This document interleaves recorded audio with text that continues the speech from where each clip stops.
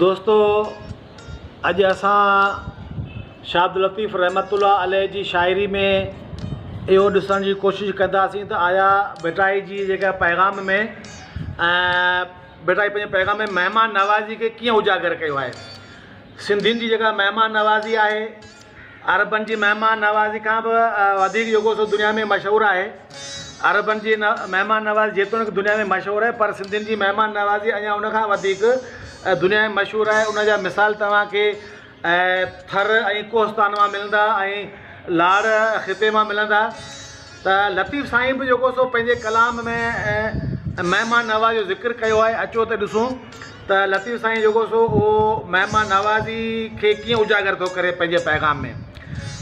सुरॾहर जो हिकिड़ो बैत आहे त तिन वयनि वेड़ी चंची सुहारी सां ॼाण, पोइ पीअनि पाण पहिरीं प्यारिन पयड़।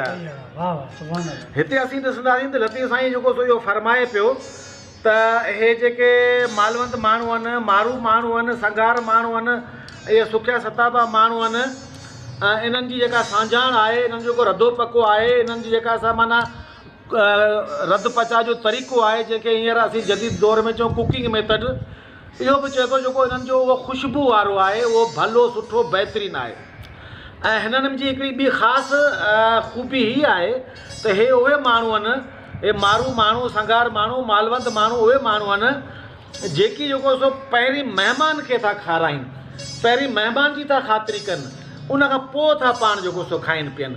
त जीअं बैत जे मफ़हूम मां वाज़ी आहे त तिन वयनि वेड़ी चंची सुहारी सां ॼाण, पोइ पीअनि पाण पहिरीं प्यार पयड़। माना पहिरीं महिमान जी ख़ातिरी था कनि, महिमान खे था खाराइनि, महिमान खे था ख़ुशि कनि, महिमान जी ख़िदमत था कनि, उनखां पोइ पाण था खाइनि।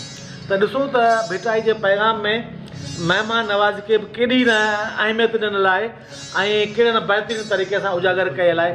महिरबानी जी।